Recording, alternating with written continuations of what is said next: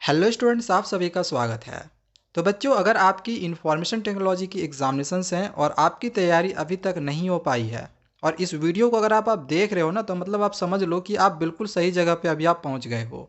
इस वीडियो को पूरा देख लेने के बाद आपकी जो भी इंफॉर्मेशन टेक्नोलॉजी की जो भी समस्या है, चाहे पढ़े नहीं हो, तैयारी नहीं हो पाई है, समझ में नहीं आ रहा है, वो सारी समस्या दूर हो जाएगी और अपने एग्जामिनेशंस में कोई भी क्वेश्चन आएगा इंफॉर्मेशन टेक्नोलॉजी के, तो वो आप करके आओगे। ये मैं पूरी गारंटी आप लोग को दे रहा हूँ। बस वीडियो को अच्छे से समझते जाना, जो भी अभी मैं आप लोग को बताने जा रहा हूँ। आपका जो पार्ट ए है एम्प्लॉयबिलिटी स्किल्स, उसकी हमने ऑलरेडी पूरा ख़त्म कर दिया है। एमसीक्यू क्वेश्चन जो ऑब्जेक्टिव में पूछा जाएगा वो भी हमने करवा दिए हैं, 40 एमसीक्यूज करवाए हैं। और जो भी आपका लॉन्ग क्वेश्चंस पूछा जाएगा, लॉन्ग शॉर्ट जो भी है, उसकी भी वीडियो हमने बना दी है। देखना होगा पार्ट ए का, तो डिस्क्रिप्शन पे लिंक दिया हुआ है, आप जाके देख सकते हो, जिसमें आपका केवल 10 नंबर का ही क्वेश्चन रहेगा। आपका ये जो पार्ट बी है सब्जेक्ट स्पेसिफिक स्किल्स, ये आप लोग के लिए काफ़ी ज़्यादा इंपॉर्टेंट है, क्योंकि इसमें आप समझ रहे हो 50 में 40 मार्क्स का क्वेश्चन सिर्फ इसी पार्ट से आने वाला है। तो ये आपके लिए कितना ज़्यादा इंपॉर्टेंट हो सकता है। तो इसका जो ऑब्जेक्टिव क्वेश्चन है, जो कि आपके एग्जामिनेशन में एमसीक्यू में पूछा जाएगा, तो 80 एमसीक्यू क्वेश्चन की हमने तैयारी करवा दी है। नहीं देखा होगा तो डिस्क्रिप्शन पे इसका भी लिंक दिया है, जाके जरूर देख लेना। क्योंकि उसमें अगर आप पूरा देख लेते हो तो इससे आपका जो भी आपका ऑब्जेक्टिव क्वेश्चन है उसकी तैयारी हो जाएगी। और अभी मैं आप लोग को इसका जो लॉन्ग क्वेश्चन आंसर्स है उसका पूरा आपको बता दे रहा हूँ। आपके जो भी क्वेश्चन है यहीं से रहेंगे, इससे आउट क्वेश्चन नहीं जाने वाले हैं। इंफॉर्मेशन टेक्नोलॉजी का एक तरफ से आपको कंप्लीट नोट्स मिल रहा है इंपॉर्टेंट क्वेश्चंस के साथ। ठीक है, तो पूरा देखना, आपको सारी चीज़ें समझ में भी आ जाएंगी। पूरा मैं भी आप लोगों को समझा दे रहा हूँ। और हाँ, अगर आप लोग को किसी भी तरह का स्टडी मटेरियल्स डाउनलोड करना होगा इंफॉर्मेशन टेक्नोलॉजी, कंप्यूटर एप्लीकेशन या फिर अदर भी सब्जेक्ट का, तो डिस्क्रिप्शन पे मेरा ऐप का लिंक दिया हुआ है, उसको इंस्टॉल कर लेना। ये सारे क्वेश्चंस, नोट्स वगैरह, बुक्स वगैरह सारी चीज़ें आपको मिल जाएंगी मेरे ऐप्स में। ओके, चलो अब एक एक करके सभी क्वेश्चंस और आंसर्स को हम समझते हैं। देखो, जो पहला आपका यूनिट है डिजिटल डॉक्यूमेंटेशन, इसके जो इंपॉर्टेंट क्वेश्चंस या नोट्स हैं वो क्या क्या है, कौन कौन से क्वेश्चंस आ सकते हैं। जैसे आपका ये क्वेश्चन आ सकता है कि स्टाइल्स क्या होता है, या फिर स्टाइल्स के क्या क्या एडवांटेजेस हैं। जैसे स्टाइल्स का अगर हम यूज़ करते हैं, इसके क्या क्या एडवांटेजेस हैं। तो स्टाइल क्या है? तो style is a set of format that you can apply to selected pages, text, frames and other elements in your document to quickly change their appearance. तो स्टाइल क्या है? ये एक सेट ऑफ फॉर्मेट है जो कि आप अप्लाई कर सकते हो पेजेस में, टेक्स्ट में, फ्रेम्स में या फिर कोई भी अदर एलिमेंट में, जिससे जो आपका डॉक्यूमेंट होगा ना, उसकी अपीयरेंस आप मतलब क्विकली चेंज कर सकते हो। ठीक है, मतलब अच्छा से अच्छा आप उसके अपीयरेंस को बना सकते हो। इसके अगर हम एडवांटेजेस का बात करें, तो styles help us to apply consistent formatting to the documents. ये हमें हेल्प करता है कंसिस्टेंट फॉर्मेटिंग में किसी भी डॉक्यूमेंट्स में। Using styles can we can easily change the existing format. जो भी पहले का जो फॉर्मेट है उसको हम ईजिली चेंज कर सकते हैं स्टाइल्स का यूज़ करके। ठीक है, तो ये दो एडवांटेजेस हैं। अगला क्वेश्चन है कि give any 4 styles supported by open office .org। एक इंपॉर्टेंट क्वेश्चन आपका कि 4 स्टाइल्स के नाम आप लोग को बताने हैं, या फिर 4 स्टाइल्स आप लोग को लिखने हैं जो कि ओपन ऑफिस .org ये सपोर्ट करता हो। तो इसमें आपका पहला है page styles, include margins, headers and footers, borders and backgrounds. ये आपका पहला स्टाइल हो गया। दूसरा है पैराग्राफ स्टाइल। ये क्या करता है? तो control all aspects of A paragraphs appearance, जैसे कि text alignment, tab stops, line spacing and borders. और तीसरा है कैरेक्टर स्टाइल्स, जैसे कि अफेक्ट। ये क्या करता है? अफेक्ट सेलेक्टेड टेक्स्ट, जो भी आपने टेक्स्ट को सेलेक्ट किया उसको अफेक्ट करता है किसी पैराग्राफ में, such as the font and the size of the text. Text का साइज या फिर फॉन्ट को अफेक्ट करता है उसके बोल्ड करने में, इटैलिक फॉर्मेट में लाने में, तो ये सब चीज़ को करने में।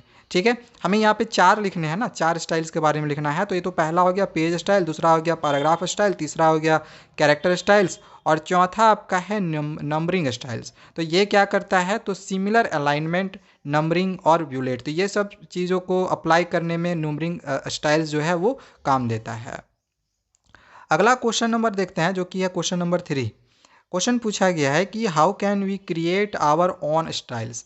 मतलब खुद का स्टाइल्स कैसे क्रिएट कर सकते हैं हम।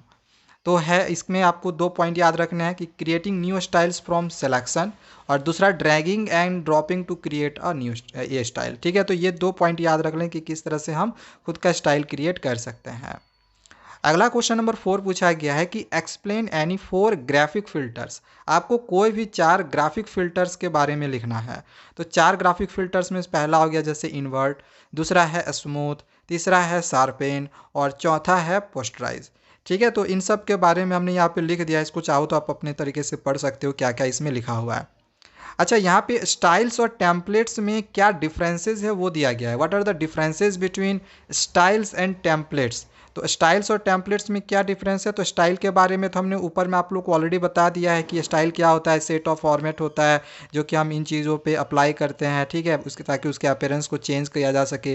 टेम्पलेट क्या होता है, तो template is a model that you use to create other documents. Template क्या है, एक तरह का मॉडल होता है जिसका हम यूज़ करते हैं डॉक्यूमेंट्स को, दूसरे डॉक्यूमेंट्स को क्रिएट करने में।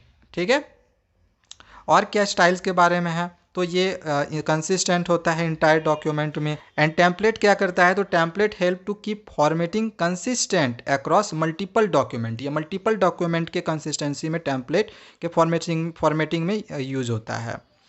अगला क्वेश्चन पूछा गया है एक्सप्लेन मेल मर्ज। एक बहुत ही इंपॉर्टेंट क्वेश्चन है, मेल मर्ज क्या होता है। और इसी में क्वेश्चन पूछा गया है कि what are the advantages of mail merge. Mail merge के क्या क्या एडवांटेजेस हैं।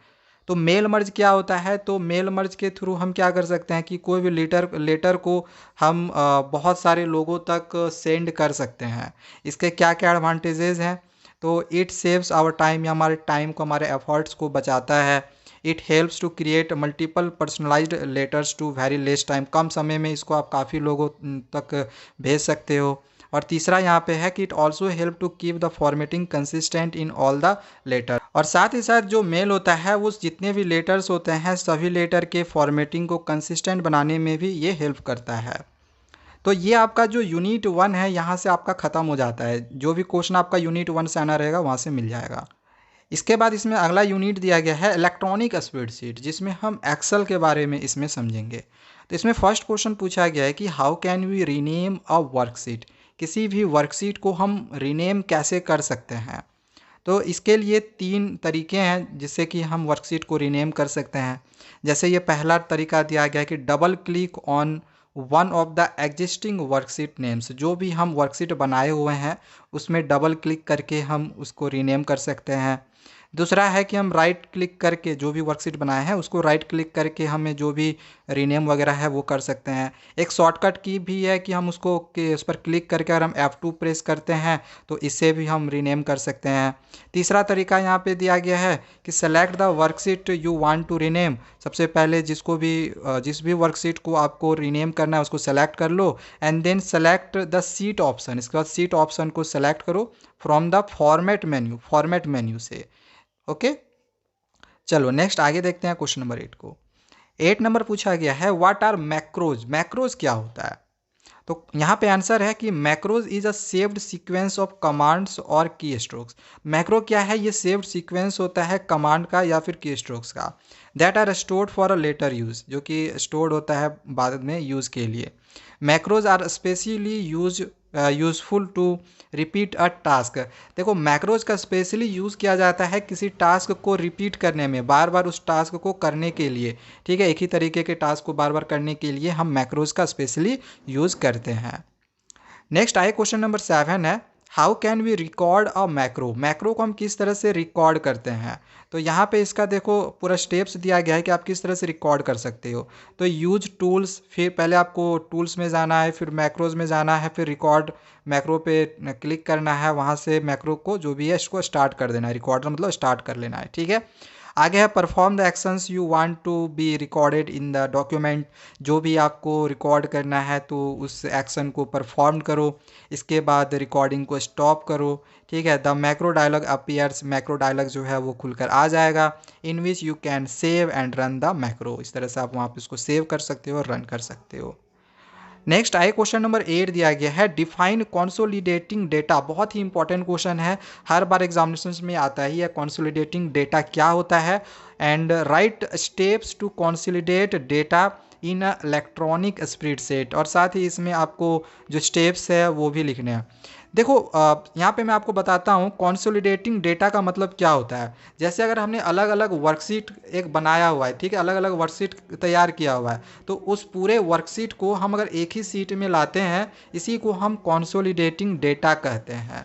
ठीक है, अब कहने का क्या मतलब हो गया, जैसे कि मान के चलो आपने हाफ ईयरली में एग्जामिनेशन दिया, कोई भी एक स्टूडेंट है जिसने हाफ ईयरली में भी एक एग्जामिनेशन दिया, इसके बाद प्री बोर्ड में भी एग्जामिनेशन दिया और फाइनल बोर्ड में भी एग्जामिनेशन दिया। अब 3 तरह के सीट बन गए। अब इन तीनों का एक जगह पे अगर हम अलग डेटा बना के रखें एक अलग सीट में, ठीक है, तीनों का मिला के, तो इसी को हम कहेंगे कंसोलिडेटिंग डेटा। ठीक है, इसमें अलग अलग स्टूडेंट का एक ही नंबर बन जाता है।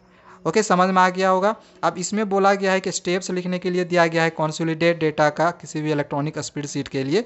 तो यहाँ पे इसके लिए हमने लिख दिया कि it is available under data menu. कहाँ पे रहता है, तो डेटा मेन्यू में रहता है। इसके बाद आपको कंसोलिडेट ऑप्शन में चले जाना है। ओके, तो आपका यूनिट 2 भी ख़त्म हो गया। ये जो यूनिट है ना, यूनिट 3 डेटाबेस मैनेजमेंट सिस्टम, बहुत ही इंपॉर्टेंट यूनिट है आपके एग्जामिनेशन पॉइंट ऑफ व्यू से देखा जाए तो। देखो, क्योंकि इसमें ना आपके एग्जामिनेशंस में काफ़ी ज़्यादा क्वेश्चंस आ रहे हैं। 8 2 10 और 10 और 5 15 नंबर के क्वेश्चंस आएंगे। इनफैक्ट 16 नंबर के क्वेश्चंस आएंगे, जिसमें से आपको कोई भी 15 के आंसर्स को कर सकते हो। तो आप समझ सकते हो कि 50 में आपका सिर्फ 15 मार्क्स का आप समझ लो कि इसी यूनिट से आ रहा है, तो आपके लिए कितना इंपॉर्टेंट यूनिट है ये।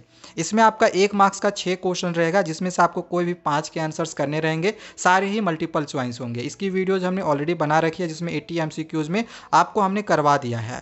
इसके बाद दूसरा है कि आपको 2 मार्क्स का एक क्वेश्चन दिया हुआ रहेगा, ठीक है, जिसमें आपके 2 मार्क्स मिलेंगे, और 4 मार्क्स में 2 क्वेश्चन आएगा, और इसमें से एक क्वेश्चन आपका रहेगा SQL कमांड लिखने के लिए। ये गारंटी है, ठीक है। तो SQL कमांड इजी है और इसमें आपको फुल नंबर मिलते हैं, नंबर कटते नहीं है। तो मेरा सेशन ये है कि SQL कमांड लिखने के लिए आप लोग सीख लो। हमने बहुत ही अच्छे से समझाया हुआ है, डिस्क्रिप्शन पे लिंक भी दिया हुआ है, आप समझ सकते हो जाके, ठीक है। और इसका जो एक दूसरा क्वेश्चन रहेगा, वो कौन कौन से क्वेश्चन लॉन्ग में आएंगे आगे हमने यहाँ पे करवाया हुआ है, ठीक है। अब देखो, यहाँ से रिलेटेड कुछ इंपॉर्टेंट यहाँ पे बेसिक नॉलेज के लिए भी और एग्जामिनेशन पॉइंट ऑफ व्यू से भी इंपॉर्टेंट टर्म्स हैं, जैसे कि डेटाबेस। डेटाबेस क्या है, तो ये एक ऑर्गेनाइज्ड कलेक्शन ऑफ डेटा है। इसके बाद नेक्स्ट है DBMS। DBMS क्या होता है, इसका फुल फॉर्म होता है डेटाबेस मैनेजमेंट सिस्टम। ये क्या होता है, एक तरह का सॉफ्टवेयर पैकेज होता है जिसका यूज़ किया जाता है डेटाबेस को क्रिएट या फिर मैनेज करने में। नेक्स्ट है RDBMS। RDBMS क्या होता है, तो इसका फुल फॉर्म होता है रिलेशनल डेटाबेस मैनेजमेंट सिस्टम। तो ये एक तरह का डेटाबेस मैनेजमेंट सिस्टम होता है जो कि रिलेशनल मॉडल पर बेस्ड होता है। अच्छा, ये एक बहुत ही इंपॉर्टेंट पॉइंट दिया गया है कि 3 पॉपुलर डेटाबेस मैनेजमेंट सॉफ्टवेयर कौन कौन सा है, तो एक है माइक्रोसॉफ्ट एक्सेस, दूसरा है ओपन ऑफिस बेस, और तीसरा है MySQL। ये तीनों याद रखना, ठीक है, ये एग्जामिनेशन में आएगा ही आएगा। और भी यहाँ पे कुछ इंपॉर्टेंट टर्म है, जैसे ए popular data manipulation language is SQL। याद रखना, ये आपका फिल इन द ब्लैंक्स में ऑब्जेक्टिव में पूछा जा सकता है कि पॉपुलर डेटा मैनिपुलेशन लैंग्वेज क्या है, तो SQL। इसके बाद ये भी आपका मल्टीपल चॉइस में आ सकता है कि dash are the basic building blocks of a database. तो आपको लिखना है टेबल। फिर इस तरह से पूछ दे कि रिलेशनशिप टेबल के कितने टाइप होते हैं, तो 3 टाइप होते हैं। इसी तरह से आगे यहाँ पे फॉर्म के बारे में दिया गया है कि फॉर्म क्या करता है, तो ये इसमें इंफॉर्मेशन को हम स्टोर कर सकते हैं सिस्टमेटिकली किसी भी डेटाबेस में। अब आगे फिर यहाँ पे दिया गया है प्राइमरी की। ये क्या होता है, तो ये एक यूनिक वैल्यू होता है जिससे कि रो को आइडेंटिफाई किया जाता है किसी भी टेबल में। कंपोजिट की क्या होता है, तो एक तरह का एक कॉम्बिनेशन होता है 1 और मोर कॉलम का। तो ये सब याद रखने योग्य बातें थी जो कि आपके एग्जामिनेशन पॉइंट ऑफ व्यू से जरूरी थे। अब अगला क्वेश्चन पूछा गया है कि in how many ways tables can be created in base. हम लोग कितने तरीके से बेस में टेबल्स को क्रिएट कर सकते हैं, तो इसके 2 तरीके हैं। पहला है इन डिज़ाइनिंग व्यू और दूसरा है यूजिंग विजार्ड। नेक्स्ट आए क्वेश्चन नंबर 10 दिया गया है कि list data types available in numeric data type.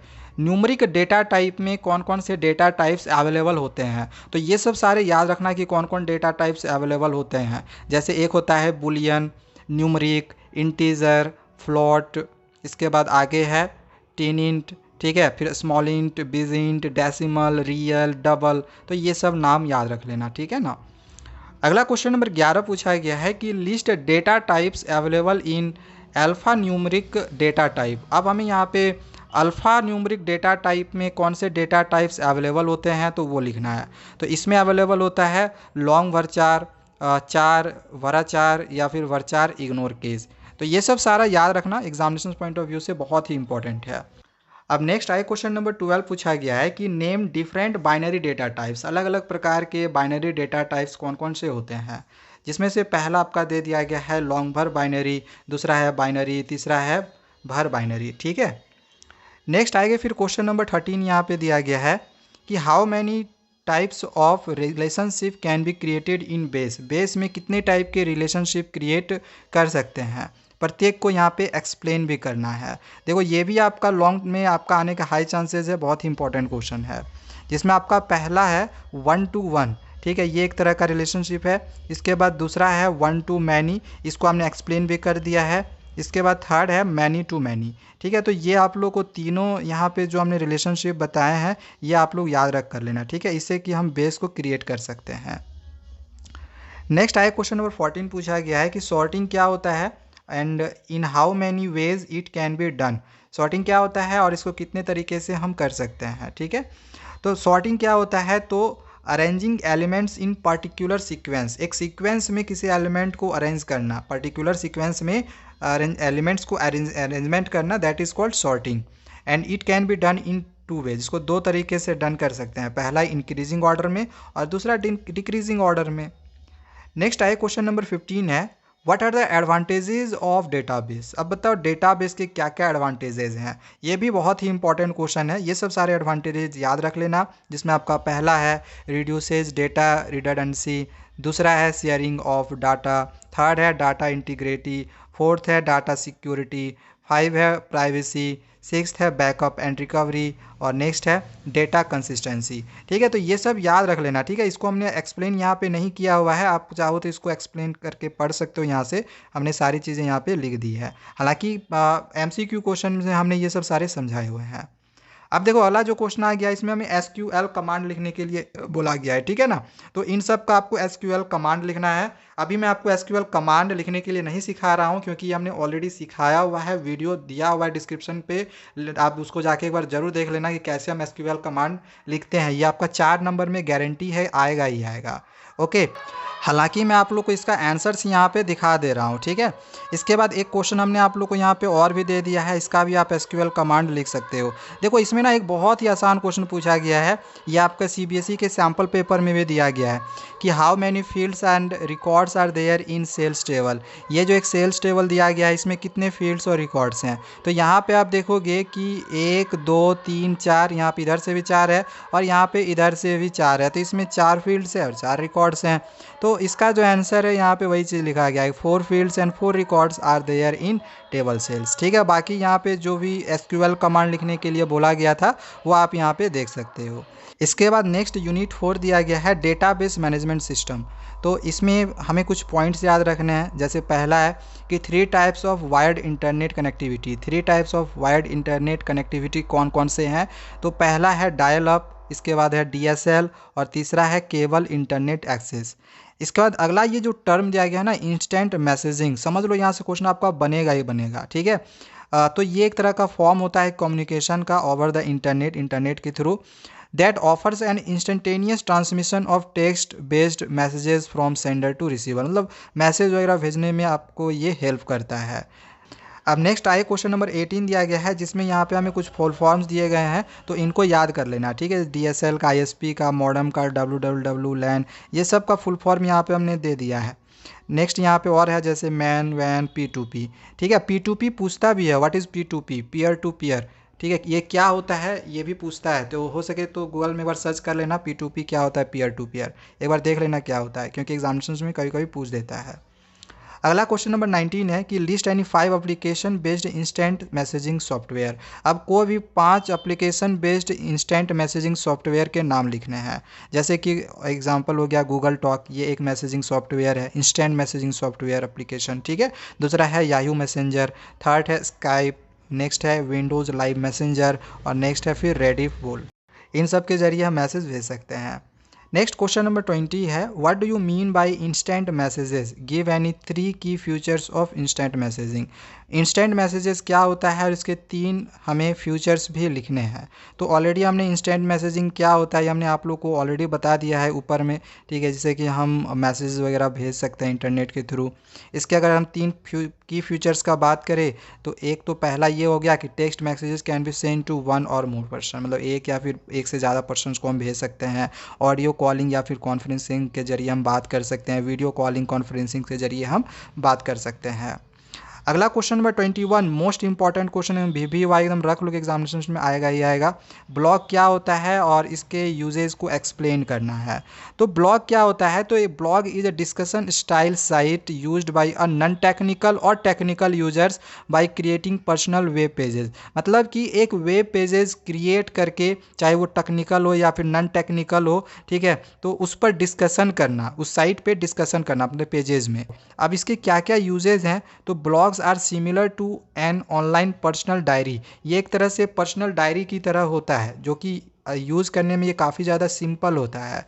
We can use a blog to convey messages about events. Blog में हम कोई भी घटना होता है, कोई भी अनाउंसमेंट होता है, कोई न्यूज़ वगैरह होता है, कोई भी रिव्यूज़ वगैरह होता है, तो उसको लिख कर हम एक मैसेजेस जो है लोगों को दे सकते हैं। अगला क्वेश्चन नंबर 22 है, list any 5 websites that provide blog service. अब हमें कोई भी 5 वेबसाइट्स के नाम लिखने हैं जो कि ब्लॉग सर्विस प्रोवाइड करता है, ठीक है। जैसे कि www.wordpress.com, ये एक वेबसाइट है जो कि ब्लॉग सर्विस प्रोवाइड करता है। अगला है blogger.com, नेक्स्ट है blog.com, weebly.com, और ये जो होता है ना ये फ्री होता है। weebly.com फ्री है, इसमें मैंने अपना अकाउंट भी बनाया था, मैंने अपना एक ब्लॉग भी बनाया था। अगला है blogsum.com, ठीक है। तो ये कुछ ब्लॉग सर्विसेज थे। नेक्स्ट आए क्वेश्चन नंबर 23 है, list any 5 offline blog editors. 5 offline blog editors के नाम लिखने हैं। जैसे पहला है क्यूमाना, नेक्स्ट है विंडोज़ लाइव राइटर, अगला है ब्लॉग डेस्क, नेक्स्ट है मार्क्स एडिट, और अगला फिर है ब्लॉग जेट। तो ये पांचों ऑफलाइन ब्लॉग एडिटर्स हैं, इनको नाम याद रख लेना। क्वेश्चन नंबर 24 है, explain any 5 tips to manage strong password. अब देखो ये भी ना बहुत ही इंपॉर्टेंट क्वेश्चन है और ये बहुत ज़्यादा कॉमन भी है कि आपको अगर कहीं पे पासवर्ड लगाना है तो आपको स्ट्रॉन्ग पासवर्ड के लिए स्ट्रॉन्ग पासवर्ड बनाने के लिए क्या आप टिप्स दोगे। तो जैसे इसमें पहला है कि keep the length of the password at least 12 to 14 characters. सबसे पहले जो पासवर्ड है वो कम से कम 12 से 14 कैरेक्टर्स तक रखो। अगला है कि avoid keeping password based on repetition dictionary words. मतलब बहुत बार बहुत सारे लोग पासवर्ड डालते समय किसी भी चीज़ को रिपीट करते हैं, वर्ड्स को रिपीट करते हैं, जैसे आर आर आर आर ऐसे करके लिख दिए, नंबर को 2222 इस तरह करके रिपीट कर देते हैं, ठीक है। तो इससे आपको अवॉइड करना है। नेक्स्ट है लेटर और number sequences, user name, relative और पेट नेम्स etc। ये सब आपको नहीं देने हैं। बहुत सारे लोग क्या करते हैं ना कि अपना मोबाइल नंबर डाल देते हैं, अपना नाम डाल देते हैं, कोई यूज़र नेम डाल देता है, कोई अपने पेट का नेम डाल देता है। तो नाम नहीं डाला जाता है कभी भी पासवर्ड में। अगला है including numbers and symbols in passwords if allowed. और आपको नंबर्स या फिर सिम्बॉल्स वगैरह पासवर्ड में लगाने हैं अगर वो अलाउ करता है तो। मतलब अगर पासवर्ड अलाउ करता है कि आप सिंबल वगैरह इसमें लगा सकते हो तो सिंबल ज़रूर लगाना है, इससे वो काफ़ी ज़्यादा स्ट्रॉन्ग होता है। Use capital and lower case letters, ये बहुत ही ज़्यादा इंपॉर्टेंट है। पासवर्ड को मजबूत रखने के लिए हमें कैपिटल लेटर का कहीं कहीं स्मॉल लेटर का ये सब यूज़ करना है। इससे क्या होता है ना कि जो भी आपका पासवर्ड टाइप करेगा वो कर ही नहीं पाएगा। एंड लास्ट है avoid using the same password for multiple sites और पर्पस। मतलब मल्टीपल साइट्स, अलग अलग साइट्स पे आप सेम टाइप के पासवर्ड्स को ना दो, तो ये आपके लिए बहुत ज़्यादा अच्छा रहेगा। जैसे बहुत सारे लोग क्या करते हैं, फेसबुक में जो पासवर्ड है, इंस्टाग्राम में जो पासवर्ड है, वही हर जगह पासवर्ड रखते हैं, ठीक है। तो एक ही पासवर्ड को हर जगह आपको नहीं रखना है। नेक्स्ट आए क्वेश्चन नंबर 25 पूछा गया है कि explain any 5 best practices to secure data. अब हम डेटा को सिक्योर कर रख सकते हैं, इसके लिए कोई 5 बेस्ट तरीका आप लोग को लिखना है। जैसे डेटा को सिक्योर रखने का पहला तरीका है कि keeping your user name password private. पहले जो भी आपका यूज़र नेम है, जो पासवर्ड है, उसको प्राइवेट रखो। Use updated antivirus and anti spire software. आप जो भी एंटीवायरस एंटी स्पायर सॉफ्टवेयर उसको हमेशा अप टू डेट रखो। क्लियर ब्राउज़र कुकीज़ फ्रिक्वेंटली, जो भी ब्राउज़र कुकीज़ बन जाते हैं तो उसको हमेशा क्लियर कर दो। Do not click on link shared by unknown users. ये कई बार आप लोग को बहुत कोई बोला भी होगा कि कोई अगर लिंक आपको भेजता है ना, तो उसको कभी भी शेयर मत करो, उसको क्लिक मत करो। Never install software from unknown sources. बहुत बार ऐसा भी लोग करते हैं कि क्रोम में जाके कोई भी ऐप्स वगैरह, कोई भी सॉफ्टवेयर वगैरह इंस्टॉल कर लेते हैं, तो वैसा भी आपको कभी भी नहीं करना है। कोई भी अननोन सोर्सेज से आपको कोई भी सॉफ्टवेयर वगैरह इंस्टॉल नहीं करना है। एंड इंस्टॉल फायरवेयर को इंस्टॉल करके रखना है। क्वेश्चन नंबर 26 है, enlist any 3 basic safety rules to allow at work place. Work place के लिए कोई भी बेसिक सेफ्टी रूल्स आपको लिखने हैं। तो पहला है फायर सेफ्टी, दूसरा है फॉल्स एंड स्लिप्स, और थर्ड है इलेक्ट्रिकल सेफ्टी। ओके, अब नेक्स्ट आए क्वेश्चन नंबर 27 दिया गया है, एंटीवायरस और एंटी स्पायर, इसको एक्सप्लेन करने के लिए बोला गया है, या फिर इसके यूजेज को एक्सप्लेन करो, क्या क्या यूजेज है। तो देखो, जो एंटीवायरस या फिर एंटी स्पाईवेयर होता है, ये क्या होता है, ये हमारे कंप्यूटर या फिर जो भी मॉनिटर वगैरह होता है उसको प्रोटेक्शन करता है। Keep your antivirus anti spyware software always up to date, ये आपको हमेशा अप टू डेट रखना है। This can help in protecting your computer from any threats, किसी भी तरीके के थ्रेट से ये आपके कंप्यूटर को प्रोटेक्ट करता है। तो इस वजह से ये आपको एंटीवायरस या फिर एंटी स्पाईवेयर सॉफ्टवेयर को रखना है, जो एंटीवायरस जो है वो आपको रखना है। अब नेक्स्ट आए क्वेश्चन नंबर 28 दिया गया है कि give any 4 points of a healthy life style. Healthy life style के लिए आपको कोई भी 4 पॉइंट लिखने हैं। यहाँ पे हमने 6 पॉइंट लिख दिए हैं, कोई भी आप लिख सकते हो। पहला है हेल्दी ईटिंग हैबिट्स, ये एक हेल्दी लाइफ स्टाइल है। दूसरा है फिजिकल एक्टिविटीज़ करते रहो। थर्ड है स्ट्रेस मैनेजमेंट। फोर्थ है हेल्थ माइंड। पाँचवा है साउंड स्लीप। एंड छठा है गोल सेटिंग। ठीक है, तो ये 6 हमने यहाँ पे लिख दिए हैं, कोई भी 4 पॉइंट आप लिख सकते हो। नेक्स्ट आए क्वेश्चन नंबर 29 है, explain the term evacuation policy. ये जो टर्म दिया गया है इवैक्यूएशन पॉलिसी, ये क्या होता है। देखो, इवैक्यूएशन का मतलब होता है कोई भी चीज़ को खाली कर देना। ठीक है, कोई जगह हो गया उसको खाली कर देना, मतलब खाली करना इवैक्यूएशन का मतलब होता है। तो इवैक्यूएशन पॉलिसी क्या होता है, इसका मतलब होता है plan to evacuate a place, किसी प्लेस को इवैक्यूएट करना, यानी कि खाली करना। कब खाली करना, तो in case of any emergency or disaster, जब कोई इमरजेंसी आ जाए, कोई डिजास्टर आ जाए, तब उस समय उस प्लेस को खाली करना, that is called evacuation policy. Every organization must have an evacuation policy, मतलब जितने भी ऑर्गेनाइजेशन होते हैं उनके पास इवैक्यूएशन पॉलिसी होनी ही चाहिए। अब नेक्स्ट आए क्वेश्चन नंबर 30 दिया गया है, what are online threads, write any 3 online threads. Online threads क्या होते हैं, और 3 ऑनलाइन थ्रेड्स आप लोग को लिखने के लिए भी बोला गया है।